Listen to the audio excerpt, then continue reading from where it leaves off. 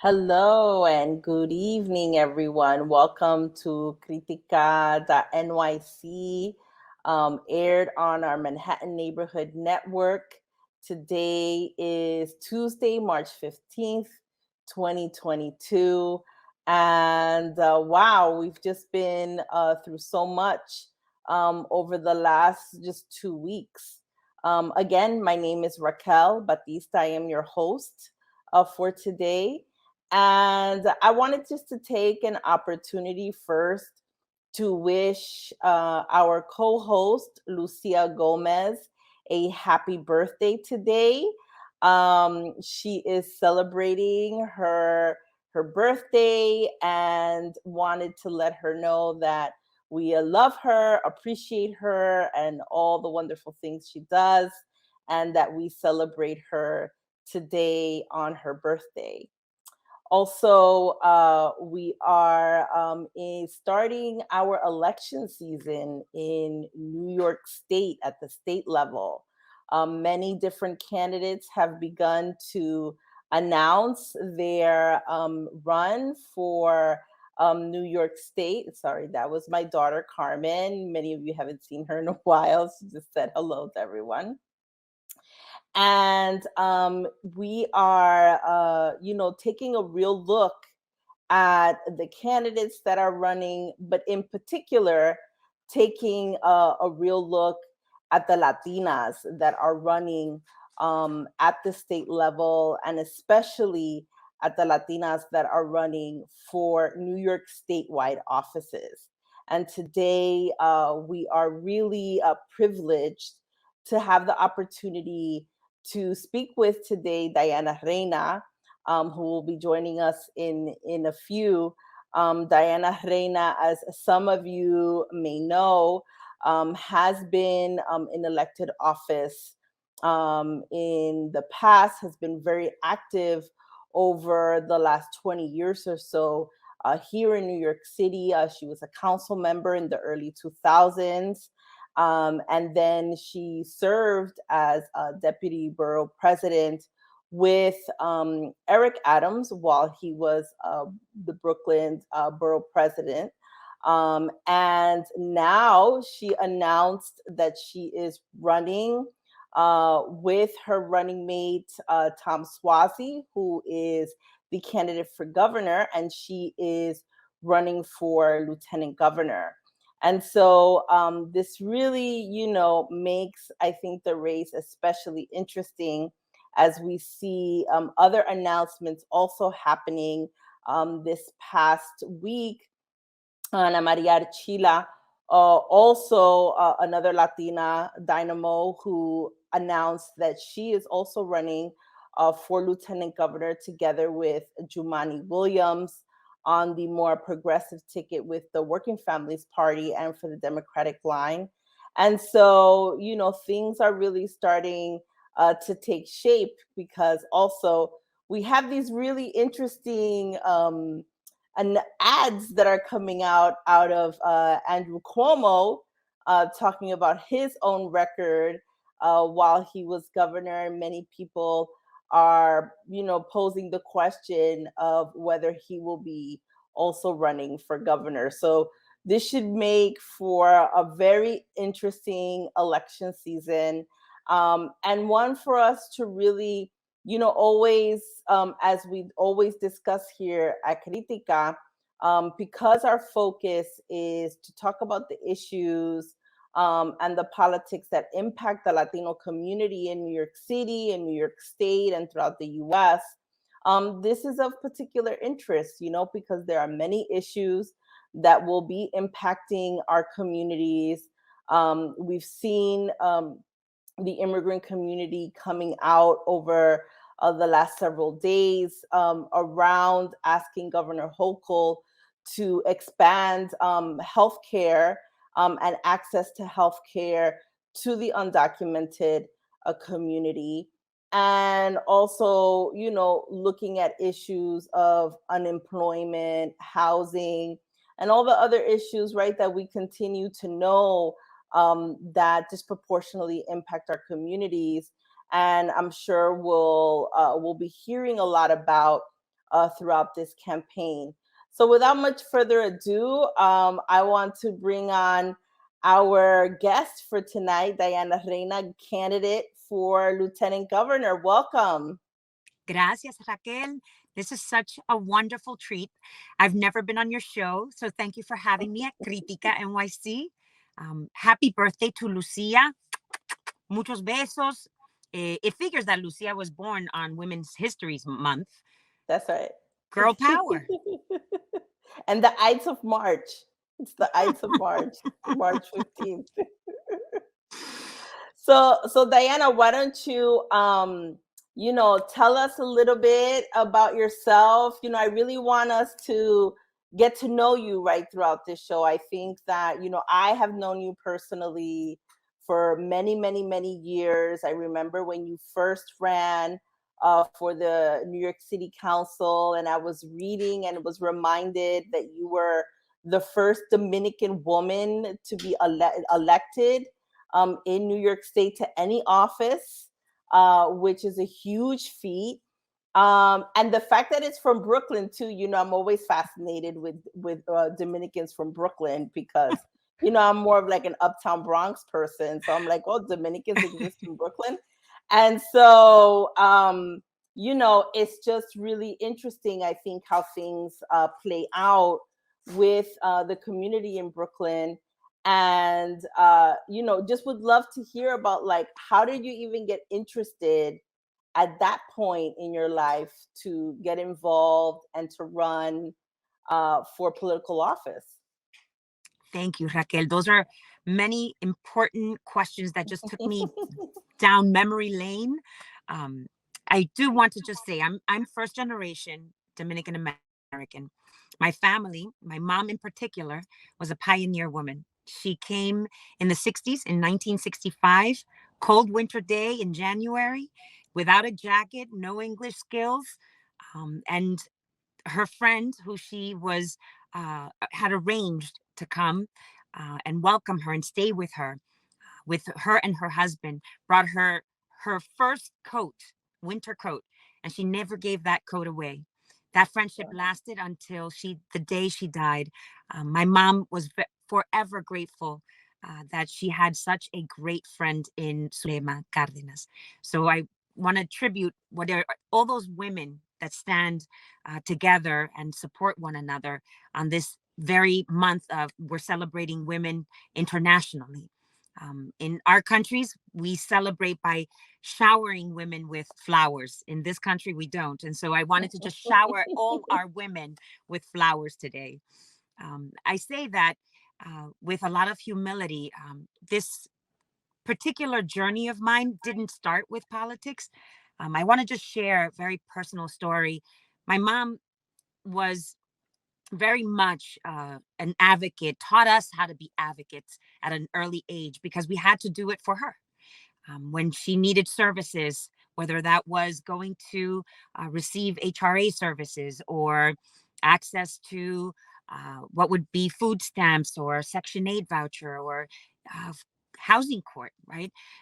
It was her little girls who would go and accompany her and support her to translate. Our home where we grew up in Los Sures, Williamsburg, not the Los Sures, Williamsburg people think of today, a very different time when crime was soaring in the 70s, when there was a lot of underperforming school districts, still today struggling 60, 50, 40 years later. These are the issues that are important for us to focus on as Latinos. We had what would be, abandonment of buildings, tenants that had to organize to just provide themselves services like heat and hot water by paying the bills that the landlords were not paying, and buildings were going into in rem stock for the city owned, right? I was fortunate to live in a 3-family home, and even the unregulated homes were under a lot of distress, because people would purchase them and then force you out by harassing you. In particular, we didn't have heat or hot water at times. We didn't have electricity in the hallways. We didn't have oil in the oil tank. For 7 years, we lived like this. It was a nightmare. And what was really striking was one day my mom needed to make sure that the front door was locked, because it looked like an abandoned property from the outside, but we were maintaining everything from the inside. And she fell down the stairs. And I remember being so scared. Those are the situations where a young child will forever uh, feel that trauma of, why us? Why do we have to live like this? Why does anyone do this to any other human being? And that memory to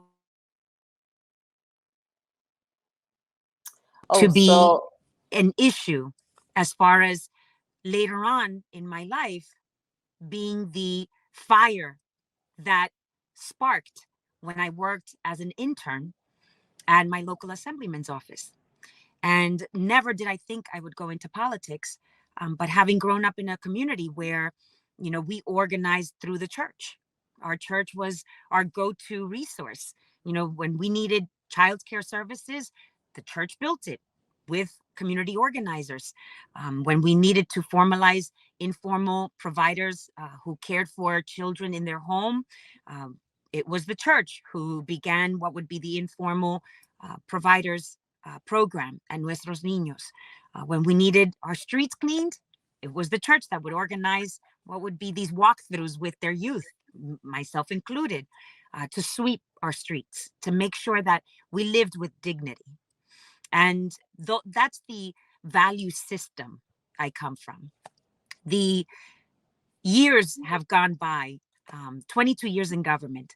I went from being an intern to becoming a chief of staff to in between, I was a legislative assistant. I don't want to make it seem like I went from intern to chief of staff overnight, but it was an amazing opportunity to be able to be struck on like love at first sight, where you had this impact with people's lives that was so immediate.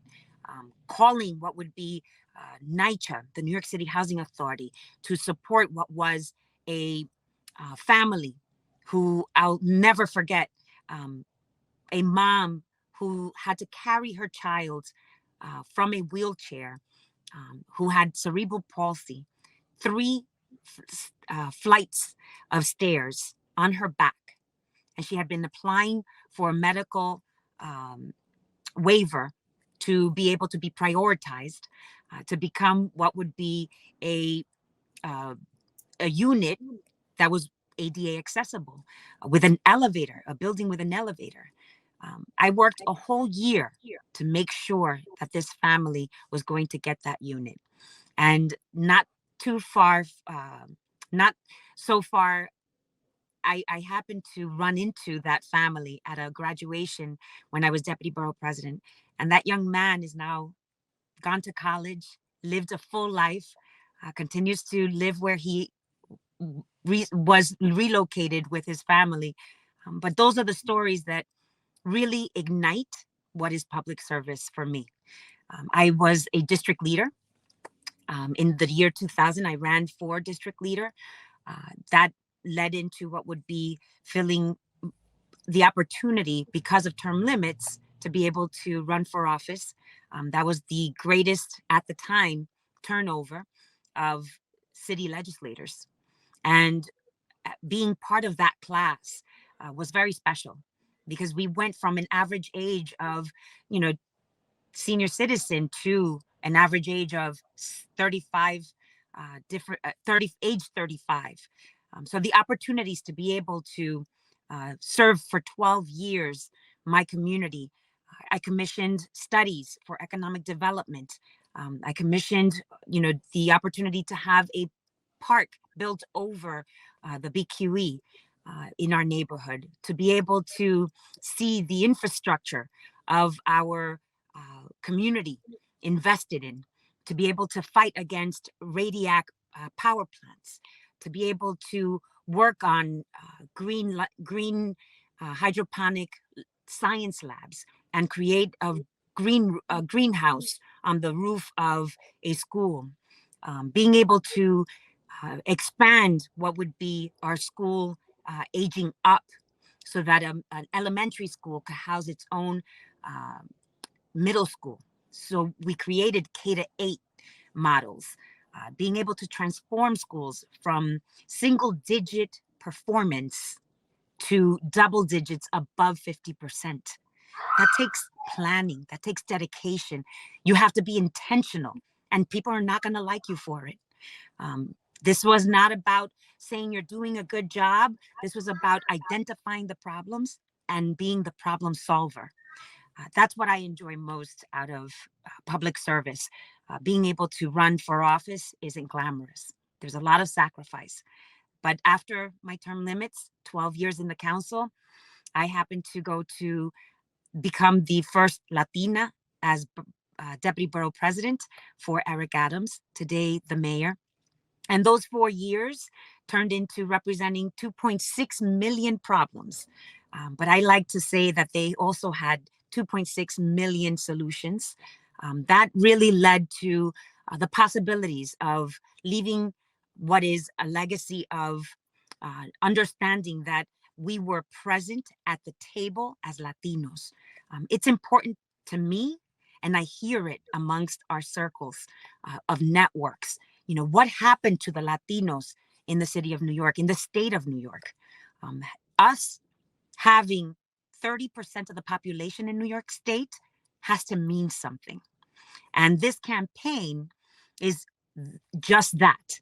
For Tom Suozzi to have remembered who I was when we were first starting out in politics. He was then in 2001 already a county executive, and I was the council member, city officials meeting with other elected officials. It was an opportunity for us to be able to engage, right? Have conversation. Those particular moments are the ones you have to be able to learn from one another, to be able to disagree if you don't think that you come from the same mindset. But being able to share, and shared experience is the lesson of how we can do things better. And Sure. that is a mantra for our campaign. New York. Yeah, Better no. Together. So I mean, it really is incredible, right? Because do you hear me? Oh, okay. Because While I'm Raquel is trying to get her mic on, I am going to continue to all right. share Do you hear me how now? wonderful it is that we have what is an opportunity to elect the first statewide Latina amongst Latinos. This is truly momentous, and we can only get this accomplished if people come out to vote. Our diversity is our strength, and it's important for us to engage our population. We can't allow for Latinos to have issues claiming that we are only interested in X when we haven't been at the table. Don't speak for us, talk with us. So thank you It's so much important for that we that, see Diana. an opportunity to be able to address public safety issues. People are scared, and we need to make sure that we have an opportunity to trust again amongst our law enforcement, between community. Are And you able to the hear me, opportunity to Diana? lower taxes. That's important to Latinos. That's important to all segments of the population. As we see utility rates going up, gasoline is at an all-time high, $71 to fill up my minivan. I can't live without my minivan. My mother depends on me to take her places. My sister, who has MS, cannot drive, and depends on what would be others to be able to help her. I have 2 young teenage boys with activities, and it's important that we have access to transportation. And the trains today are not the safe and travel modality that we want it to be. We're in an era where there's so much that needs to get done. And Tom and I are ready to get that job done. Great. So I know that I hope Raquel is trying to you're able to come hear back me. on. I know the studio can hear me. It may be an issue with Diana's sound, but I really want, to say first, Diana, again, thank you so much for telling us so much about your story and how you got involved in politics and really the commitment, the life commitment that you have made to be involved, to be of public service, to be working on these very important issues that are impacting our communities, not only now, but issues that we have been working on for so long, right? For so long, ever since we've been arriving right to New York City in big waves. Just as she mentioned that her family came in the 1960s. Her mom came in 1965. My mom also arrived in the US in 1962. And, the fact that Dominicans, right, have been really such a critical part of what's been happening, right, in New York City throughout the years. And I'm just going to shift a little bit here. Thank you so much. And things have really changed, right, throughout the years, throughout the time. And since right the 60s and the tumultuous 70s and 80s in New York City, and now having I don't want to say that we're like completely out of the pandemic, right? But things have changed, things have evolved for us. But now there's a lot of new issues, right, that have come up, or other issues that have been exacerbated.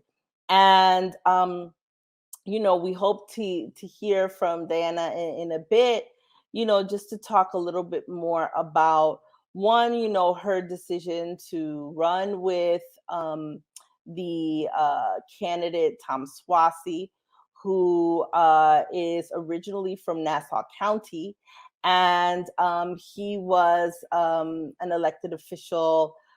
He has served at various levels of government, from the local to Congress. And I believe at one point, our now mayor, Eric Adams, was considering bringing him on to the new team at City Hall.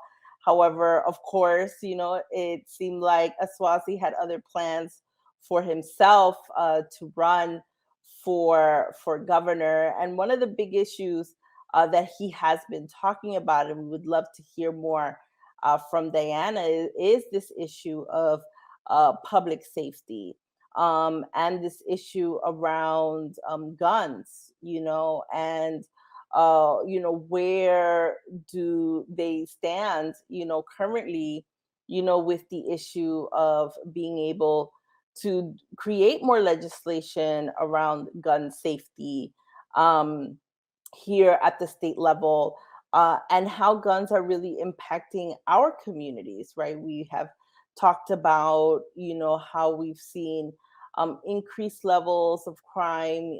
Even just today, there's been talk about this man that was just arrested, who has been approaching vulnerable homeless men, and shooting them and killing them, and these are things that, definitely concern New Yorkers, but also specifically the Latino community. So, Diana, it's so great that you were able to rejoin. Do you hear me? You could give me a thumbs Yes. up.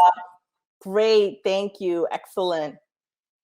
So, Diana, again, thank you for all that you have shared with us so far. And I would love to just hear, your decision, right?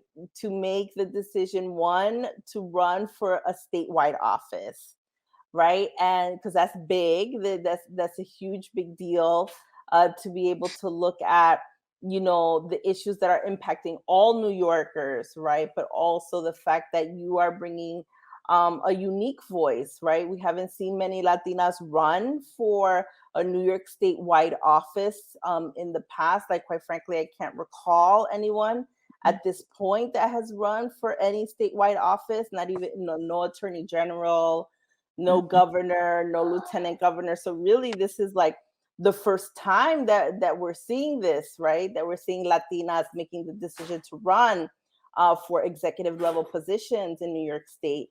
So, I would just love to hear about, like, how did you come to this decision? Why now? I am definitely who sits on the side, waiting for things to happen. It is so important to me when I hear the same common theme, right? Where is our Latino contingency of electeds? Why are we not claiming? My apologies.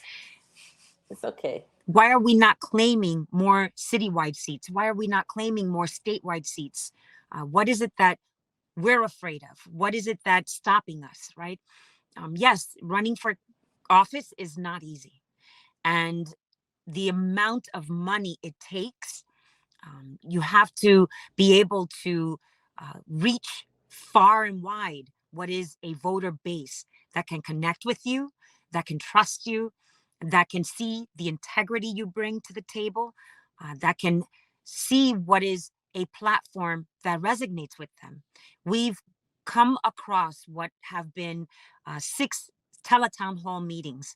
Tom and I on the phone with thousands of people. We're almost at 100,000 people we've reached. And these teletown hall meetings are indicative of what are on people's minds.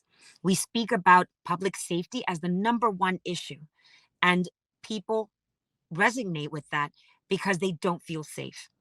They want to see the dangerousness clause in the bail reform.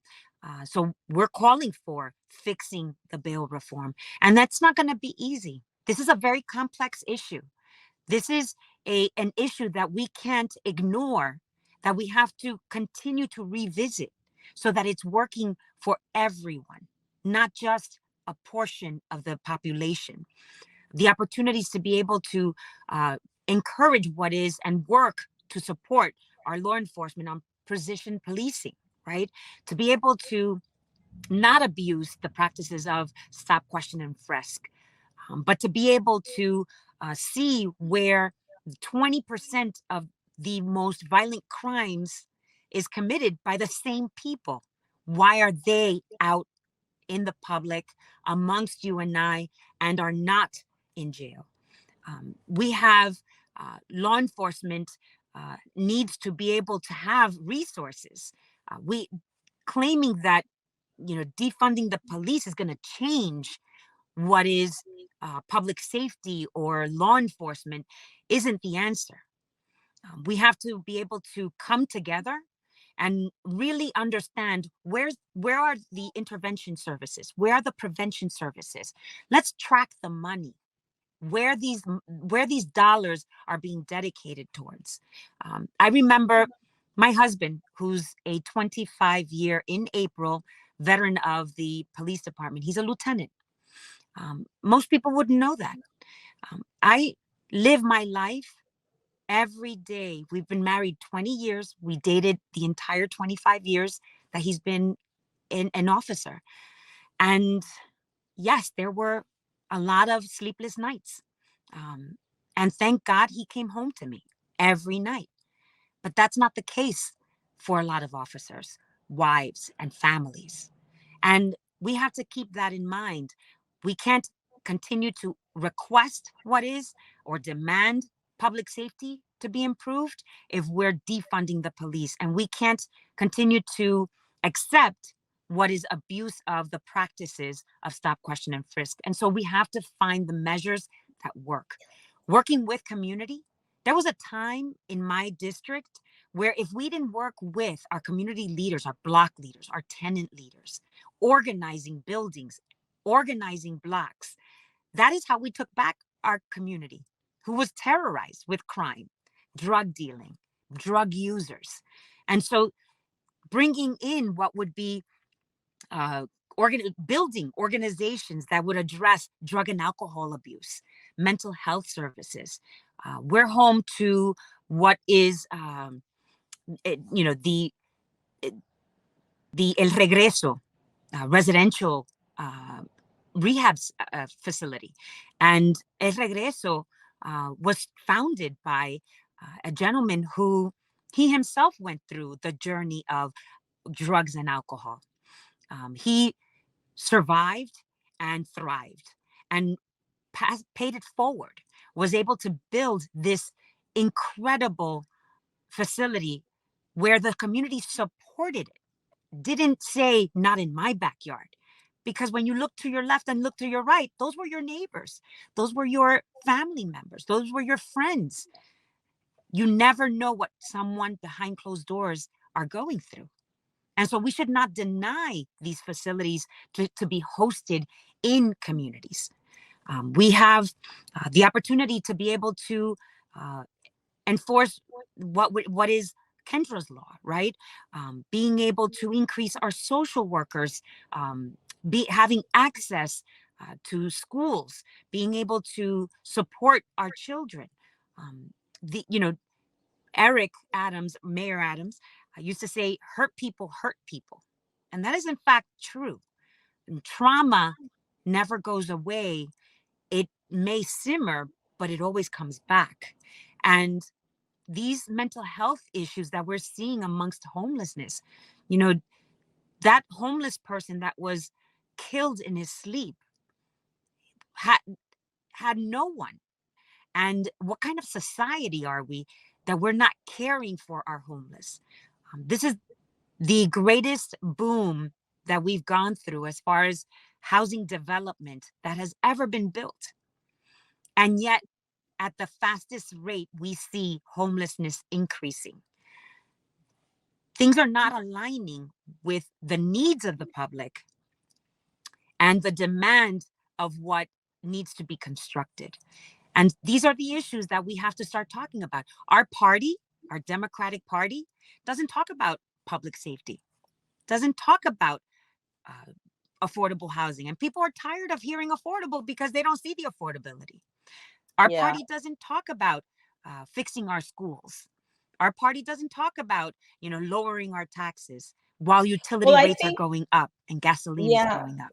So I think that, definitely at the community level, right? People have been discussing these issues for a long time. And I would love for us to talk a little bit more around, the public safety issue, balancing that. And, and I know a lot of people, we bring up the defund the police issue, which really is, I think, more about how do we really fund the necessary services, social services and education and other things versus like continuing to balloon up the criminal justice system, right? I think that this has been, kind of like one of those issues that, people are kind of just talking at each other, but not really kind of, coming into a place of understanding, because I think,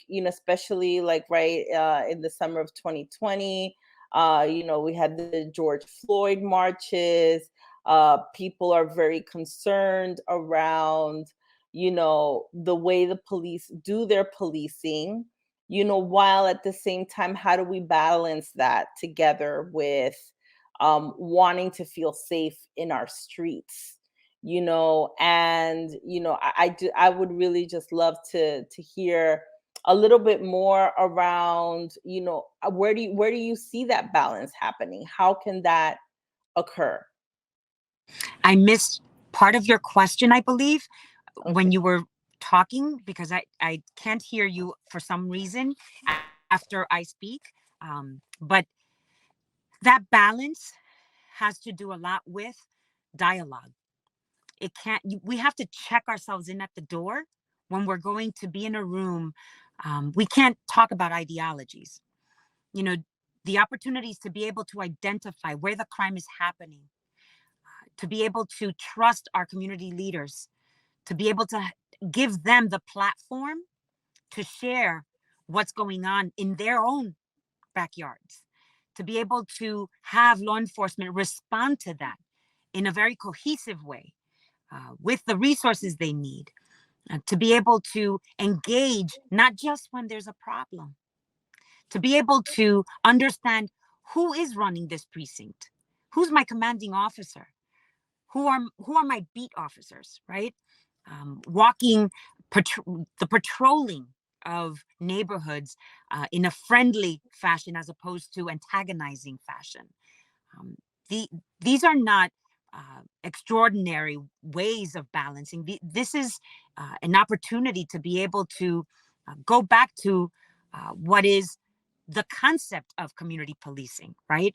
It's easier said than done, but everyone has to be a participant without microaggressions, without politics, without discrimination, without the opportunities to uh, banter. This is about bringing our state back to what we want it to become. And when we see 300,000 people leaving the state of New York just last year alone, that is telling of the direction in which this state is heading.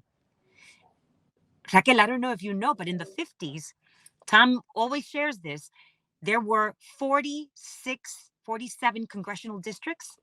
Today, there's 26.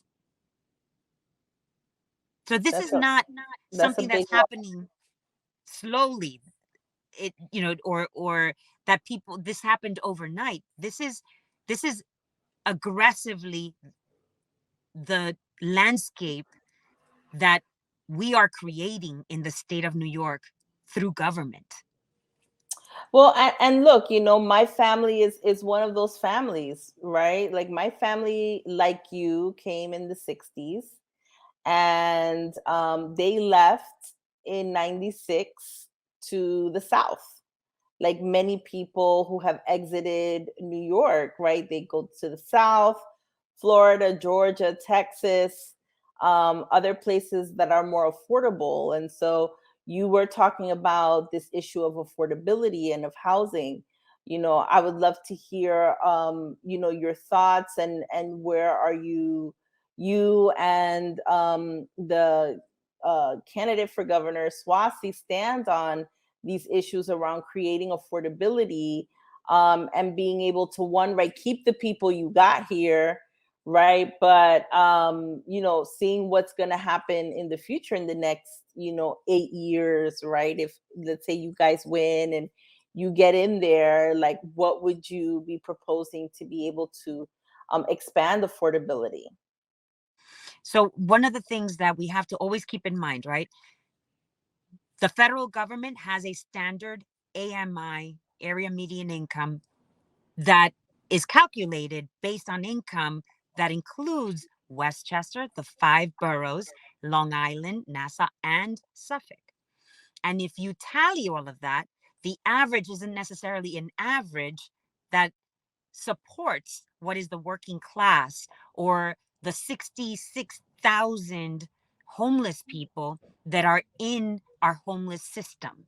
Um, the opportunity to be able to go back and audit who are the individuals in our homeless system, what's the percentage that's working, and then take that percentage and build housing for that qualification, so that we're addressing homelessness, we're addressing affordable housing, and we're constructing them so that they're near mass transit. That type of urban design is why we have a rich transit system, the opportunities to walk to work, the opportunities to travel at short distances, to enjoy yourself, to live and play and work within a certain proximity. These are opportunities that we have that are going to be painful, right? Because you're going to, where you focus on one segment of the population, you're ignoring the other. And it doesn't have to be like that, right? We build affordable housing, and what happens to affordable home ownership? We can't just talk about rentals. You are going to then push out what is your middle class, and that cannot happen. That then you will continue to see the income gaps grow. Home ownership is just as important. And that is where you build the generational wealth we want to see, we're calling to see. We want to be able to, take, for instance, what is our own neighborhoods, growing up in a neighborhood where there was rent stabilization, rent control, you had affordable housing being built. And if you didn't make the income bracket, you went over by $1, you couldn't apply. And so mixed and blended affordable housing is very important. The opportunities to explore and work with, Tom is a congressman. He's a member of the Ways and Means Committee. He's a high-ranking Democrat on what is a very powerful committee. These are the issues he knows how to tackle in Washington and at the state level, as well as the city. And this opportunity for us to be able to think of new concepts or revisit old ones is something that we're not afraid of. The opportunities to be able to take the tools, take inventory of what tools we have and what we don't have, to be able to work with communities where there's a need for development, but responsible development. And we hear that as a mantra, as opposed to really addressing what are the adverse effects. People don't want to hear zonings anymore, right? Yeah. They're afraid of zonings because you rezone a neighborhood and all you associate it to is, I'm going to be displaced. That's right. That's right. Yeah, and I think that and I think of also myself, right? Being second generation, wanting to remain in a city like New York City, but feeling like nothing is really kind of created for people like me or of my generation to be able to really stay and look at things like buying a home, buying a co-op, a condo, what have you, something that's affordable, and given the fact that right now, because of the pandemic, because of this new war that now is being waged, Russia against the Ukraine, we're seeing prices soar, for everything, right? From food to gas, and it's not like people are making more or are, and many people are not even making a living wage. So, what are your thoughts, around this issue, around jobs, wages, the minimum wage, raising the minimum wage, those things. How do you see your team working on that?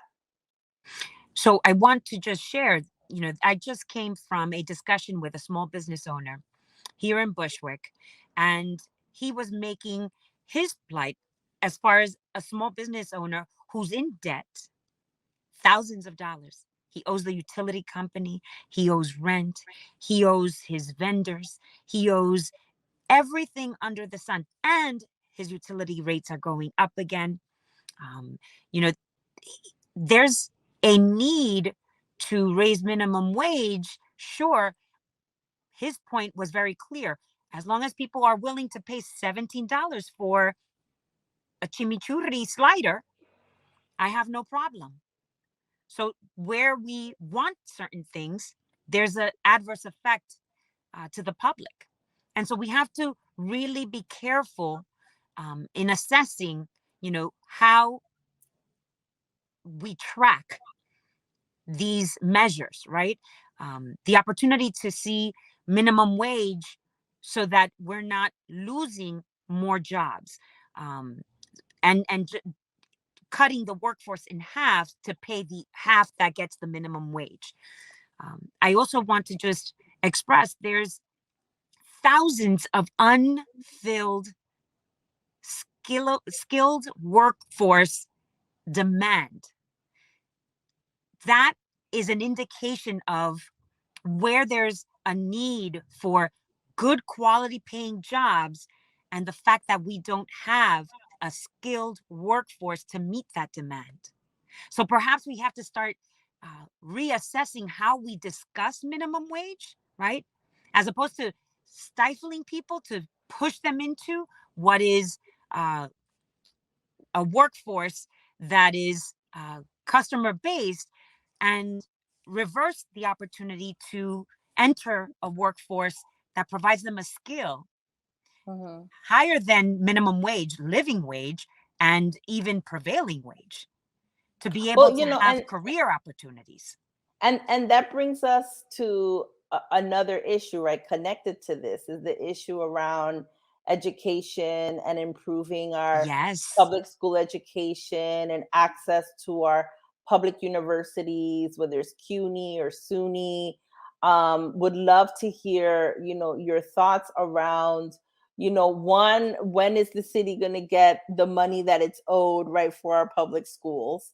And two, how do we, create a system like CUNY and SUNY that will increase access to our communities to be able to get the education and the skills that they need, but also looking at how are we supporting, our teachers and the people who are there, right, providing the knowledge, and many of which, right, are women of color, doing these jobs, whether they are full-time, many who are not, right, many who serve as adjuncts.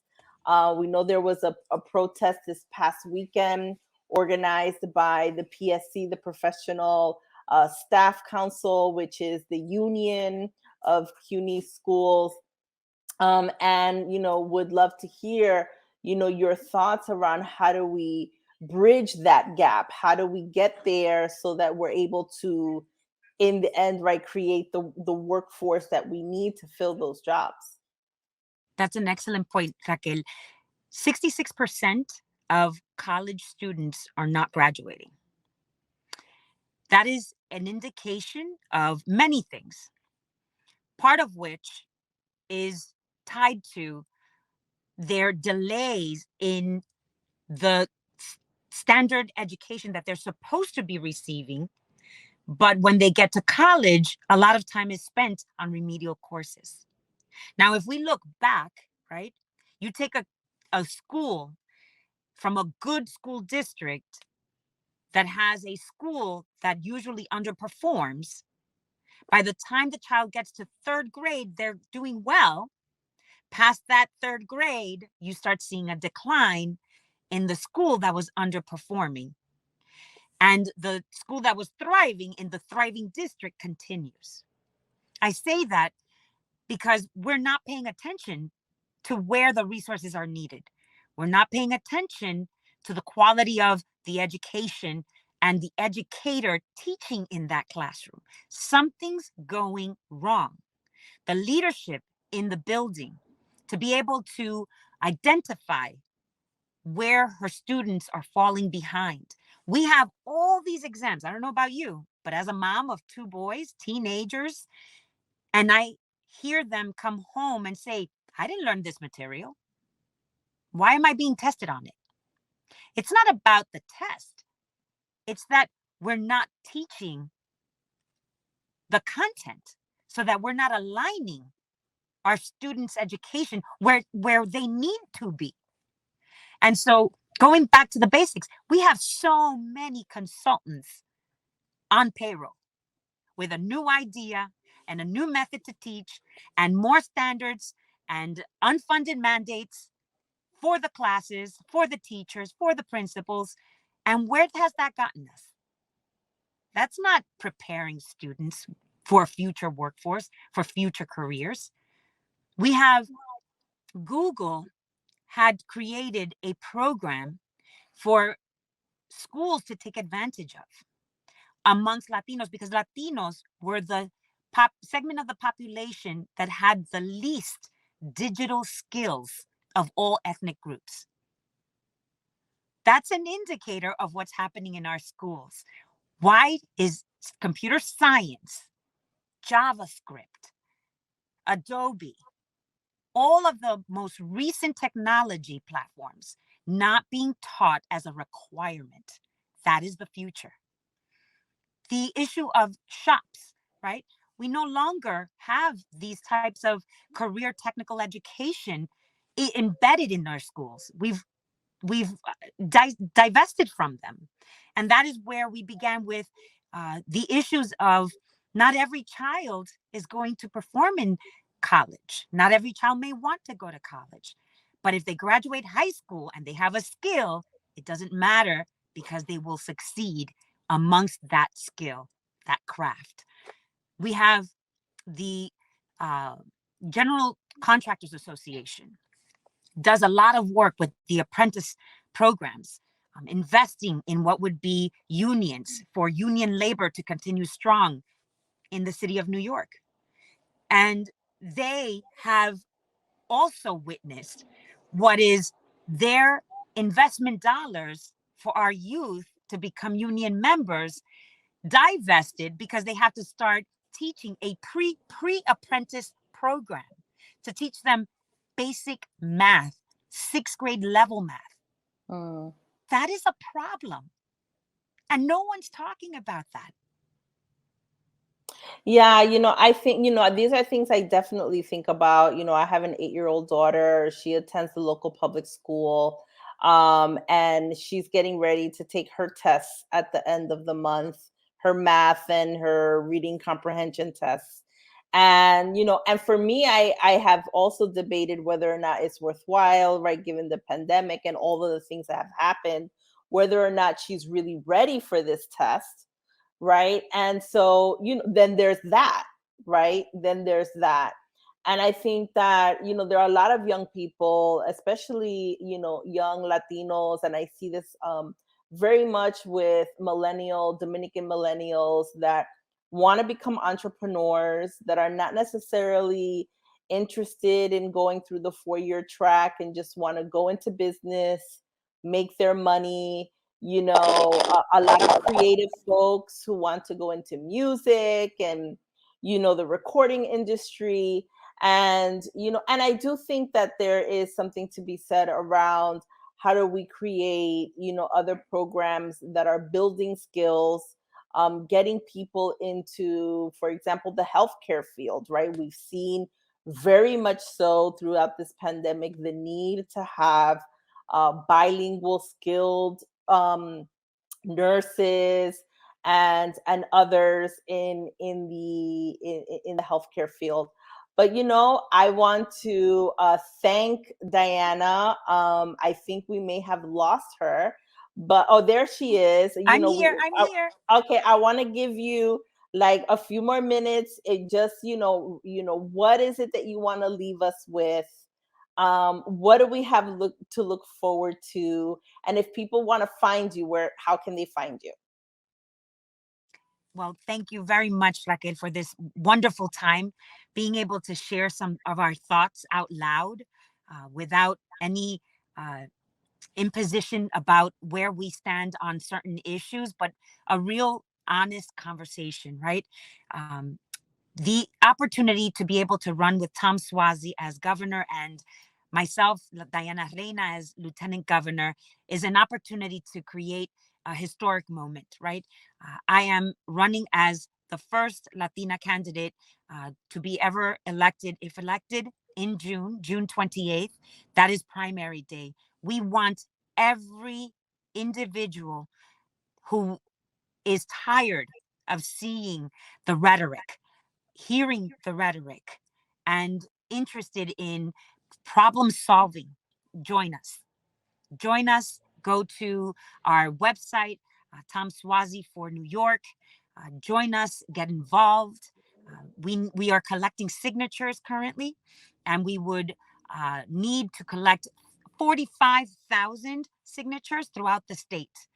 That is a great way to be able to do something for yourself, for your community. We want to make sure that people understand there's a lot of issues, but there's 3 important ones right now that we're sharing across the state. Tackle crime, improve our schools, and lower these taxes while the utility companies are raising their prices and gasoline is at an all-time high and continues to go up. This is an opportunity for us to be able to organize around these issues and make them meaningful and find solutions for these problems. I want to thank Raquel.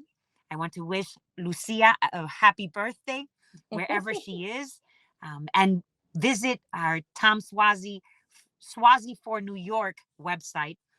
You can go online. You could go on Twitter and Instagram to see some of the videos we have. But we look forward to continuing this conversation. And I hope you'll have me back soon, Raquel. We would love that. And we're going to think through that, how we're going to bring you back.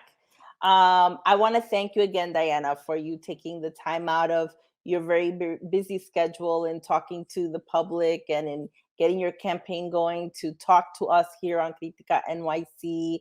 And I do really wish you the best of luck on the campaign trail. Thank you again so much for joining us today. And gracias. And again, I want to let our audience know, thank you so much for joining us today here on Critica NYC. We are on the Manhattan Neighborhood Network and would like to thank our executive producer, Zenaida Mendez, our team of Freddie and Carla, who worked so hard to put this show together. Again, happy birthday, Lucia. Hope to see you soon. And really just want to thank everyone for taking the time out to join us today as we talk to these up-and-coming Latina leaders doing really incredible work. Next show, we hope to have Ana Maria Archila, who is also running for Lieutenant Governor. And we will continue this conversation going as this race heats up for this summer, the June primary election. Again, thank you, everyone, and have a wonderful night.